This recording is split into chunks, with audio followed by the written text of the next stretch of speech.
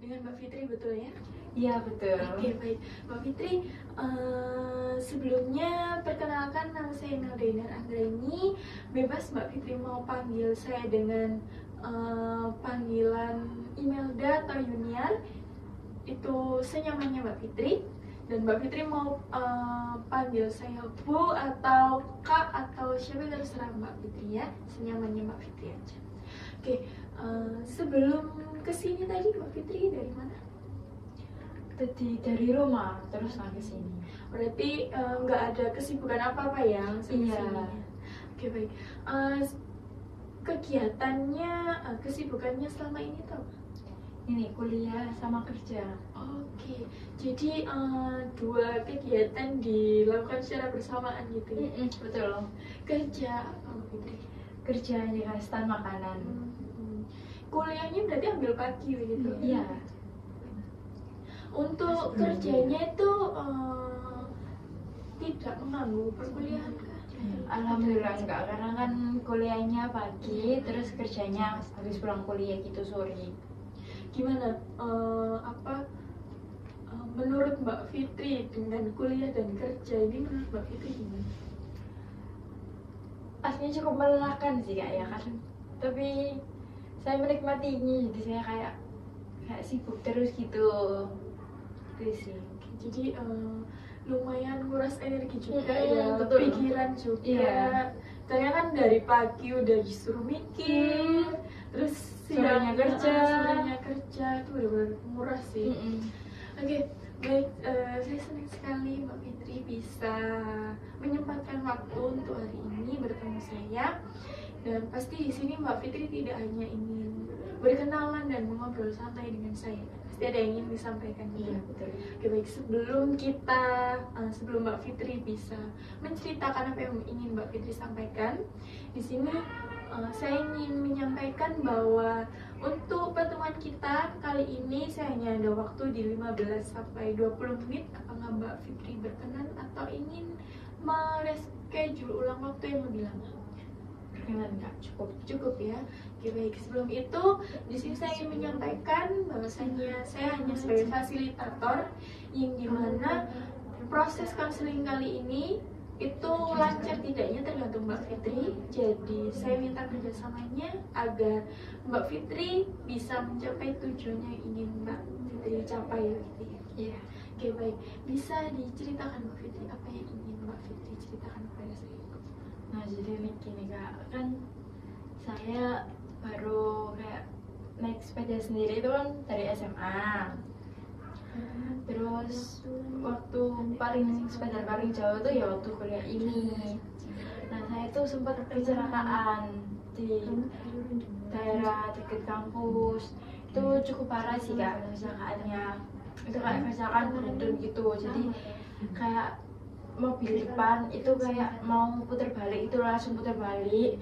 Nah, posisinya yang sebelah kanan itu ada yang mau nyalip, itu depan saya, terus saya di tengah, sama belakang saya ada mas-mas naik jarak gitu. Nah, kan posisi kita bertiga kan ngebut sih Kak, karena mau nyalip. Tapi mobil depan itu tiba-tiba kayak langsung keluar gitu, kayak langsung, jadi kan otomatis sepeda saya yang depan kan kayak ngerem dadak gitu. Jadi kayak kita bertiga ini tabrakan beruntun gitu, dan cukup parah sih. Tapi parah di sepedanya, bukan di orangnya. Alhamdulillah saya baik-baik saja, dan kedua orangnya juga baik saja. Nah, saya trauma itu karena kaget itu tadi, kayak lagi posisi juga lagi ngelamun sih, ngelamun terus nyarip dari kanan, yang depan malah putar balik mendadak, jadi ngerem mendadak, tabrakan ditabrak dari belakang, saya nabrak orang depan. Di situ mas-mas yang belakang saya yang naik CRF itu dia marah-marah karena kayak sepedanya kayak lecet gitu, dia marah-marah ke ya pakai mobil Kak. Kalau nyetir kayak gimana sih, nggak lihat spion atau gimana, kan posisi banyak orang yang sebelah kanan kok sampai kayak gitu. Nah, tapi intonasi dia waktu marah-marah itu kayak ngegas banget gitu, pakai nada tinggi. Nah, posisi saya itu gampang kayak kalau dikebentak dikit itu takut, kayak nangis. Walaupun saya tahu sih dia nggak marah ke saya, tapi kayak saya denger itu kayak takut gitu, jadi saya nangis. Nah, mulai dari saat itu saya kalau nyetir agak ngebut, sama kalau mau nyalip tuh kayak selalu takut gitu, selalu keinget kejadian itu yang tabrakan beruntun gitu. Jadi Mbak Fitri itu sering kali kayak masih kebayang-bayang gitu ya. Lalu ketika Mbak Fitri masih terbayang akan peristiwa tersebut, apa yang Mbak Fitri alami? Sih biasanya ini saya kayak panik gitu, terus tangan saya kayak berkeringat kan, emosi mau ngebut tapi kayak tiba-tiba kayak tangan saya tuh kayak langsung kayak ngelepas setir gitu, kayak ngelepas gas, kayak tiba-tiba langsung pelan, terus deg-degan gitu sih.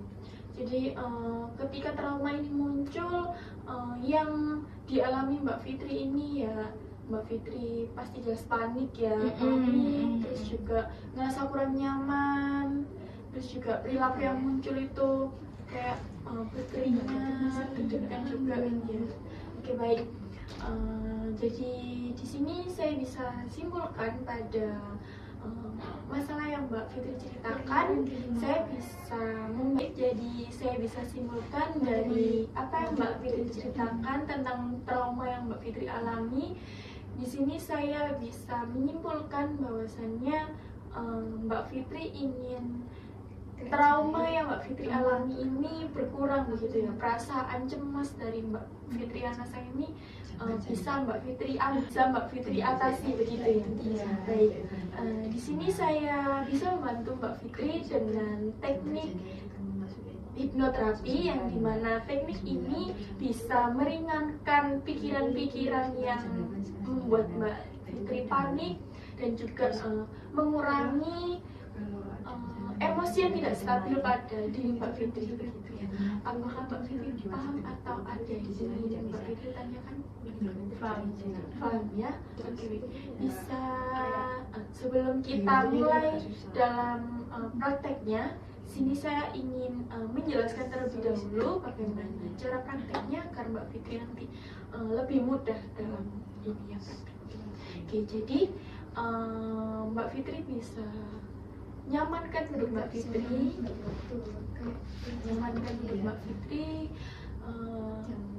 pilih posisi yang paling nyaman menurut Mbak Fitri. Mbak Fitri bisa senderan, bisa selonjor kakinya, barangkali mau selonjor. Jadi rilekskan badan Mbak Fitri. Lalu pada hitungan kelima nanti saya hitung, Mbak Fitri bisa pejamkan mata, yang dimana pada saat Mbak Fitri pejamkan mata ini, Mbak Fitri bisa bayangkan hal-hal yang menyenangkan menurut Mbak Fitri, hal-hal yang menenangkan, yang membuat diri Mbak Fitri ini benar-benar plong, tanpa ada tekanan apapun, tanpa ada hal yang membuat Mbak Fitri tertekan begitu ya. Lalu setelah Mbak Fitri merasa sudah larut dalam keadaan yang nyaman ini tadi, Mbak Fitri bisa bayangkan bahwasannya Mbak Fitri ada pada posisi yang membuat Mbak Fitri trauma ini tadi. Mbak Fitri keluarkan semua pikiran-pikiran negatif tadi. Lalu saya akan mengarahkan Mbak Fitri untuk membuang pikiran-pikiran negatif tadi dan mengganti dengan pikiran yang lebih positif begitu ya. Ini nanti pada hitungan kelima lagi saya akan menyadarkan Mbak Fitri, membangunkan Mbak Fitri begitu ya. Bisa dipahami Mbak Fitri? Bisa. Kita bisa mulai praktiknya sekarang? Bisa. Oke, baik. Rilekskan dulu duduknya, santaikan. Oke, sudah rileks? Sudah. Oke, baik. Dari hitungan kelima nanti sampai akhir Mbak Fitri bisa pejamkan mata ya. Oke, baik. Tarik nafas dulu. Oke, hembuskan. Tarik nafas lagi. Hembuskan. Oke, tarik nafas lagi. Hembuskan. 5, 4, 3, 2, 1. Oke, rilekskan tubuh Mbak Fitri. santaikan saja bahwa jiwa Mbak Fitri pada tempat yang Mbak Fitri rasa paling nyaman, membuat Mbak Fitri bahagia, situasi yang paling membuat Mbak Fitri rilekskan tubuh Mbak Fitri. Posisikan Mbak Fitri pada suasana yang menurut Mbak Fitri membuat Mbak Fitri tenang, nyaman, bahagia. Posisikan jiwa Mbak Fitri pada tempat-tempat yang membuat Mbak Fitri tenang, rileks, aman. Keluarkan semua beban-beban yang menurut Mbak Fitri membuat Mbak Fitri tertekan. Posisikan jiwa Mbak Fitri pada tempat-tempat yang benar-benar membuat Mbak Fitri nyaman. Dengarkan suara-suara yang membuat Mbak Fitri nyaman, dan buat diri Mbak Fitri masuk ke dalam situasi tersebut.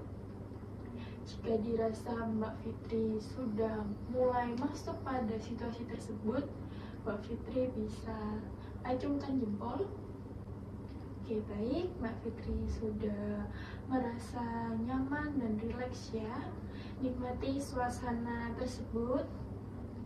Oke, bayangkan, posisikan Mbak Fitri pada suatu kursi dan meja. Mbak Fitri sedang duduk. Lalu di depan Mbak Fitri ada kertas beserta ballpoint.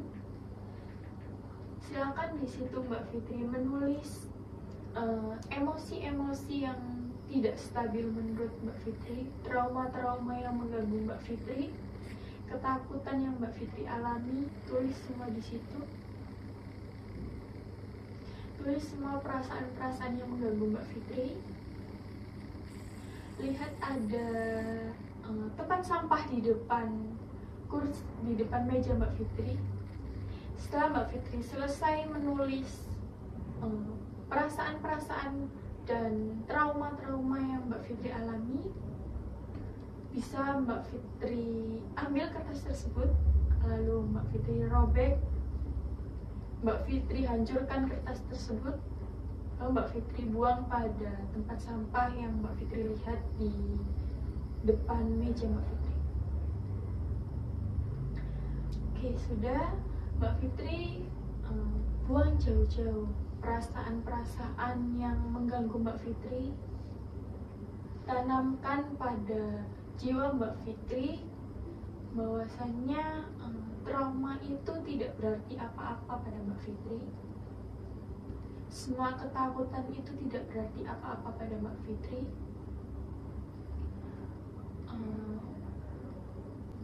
Bilang kepada jiwa Mbak Fitri bahwasannya trauma itu tidak berarti apa-apa bagi Mbak Fitri. Ketakutan yang Mbak Fitri alami tidak akan berpengaruh apa-apa pada diri Mbak Fitri. Itu hanya ketakutan kecil yang dimana tidak akan sama sekali mengganggu keseharian Mbak Fitri, tidak akan mengganggu pikiran berkepanjangan pada Mbak Fitri. Oke, sudah. Mbak Fitri masih merasa rileks? Oke, rilekskan lagi. Buang jauh-jauh pikiran-pikiran negatif, trauma-trauma Mbak Fitri. Ubah perasaan takut dan perasaan sedih, perasaan takut, emosi-emosi yang tidak stabil, ubah dengan hal-hal yang positif. Dari takut berubah menjadi berani, dari panik berubah menjadi tenang. Posisikan pikiran Mbak Fitri pada pikiran-pikiran yang positif. Oke, Mbak Fitri, stabilkan emosi Mbak Fitri, tenangkan pikiran Mbak Fitri. Oke, ubah pikiran-pikiran negatif menjadi pikiran positif. Hilangkan semua ketakutan yang Mbak Fitri alami. Yakinkan diri Mbak Fitri bahwa Mbak Fitri ini berani, Mbak Fitri tidak takut, Mbak Fitri bisa mengatasi ketakutan ini. Oke, Mbak Fitri, tenangkan dulu diri Mbak Fitri. Oke, pada hitungan kelima nanti Mbak Fitri bisa buka mata. Oke, tenangkan diri dulu. 1, 2, 3, 4, 5. Oke, tarik nafas dulu Mbak Fitri. Oke, hembuskan. Tarik nafas lagi. Hembuskan. Rilekskan diri dulu. Tenangkan diri dulu. Oke. Oke, Mbak Fitri, bagaimana perasaannya sekarang? Udah Kak, tenang sih Kak. Ya, Kak, tenang. Iya.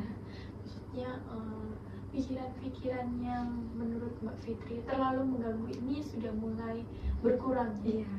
Baik. Jadi dari teknik ini tadi yang sudah Mbak Fitri pelajari, itu Mbak Fitri bisa terapkan pada kondisi yang dimana Mbak Fitri mulai merasa trauma itu muncul lagi, ketakutan itu muncul lagi. Stabilkan emosi Mbak Fitri, buang jauh-jauh pikiran-pikiran negatif itu dan ubah pikiran-pikiran negatif itu ke pikiran positif. Ubah bahwasannya pikiran bahwa Mbak Fitri ini takut diubah menjadi perasaan yang tidak takut. Emosi-emosi tidak stabil ini bisa Mbak Fitri buang jauh-jauh gitu ya. Oke, baik Mbak Fitri. Misal nanti emosi itu, trauma itu muncul lagi, apakah Mbak Fitri bisa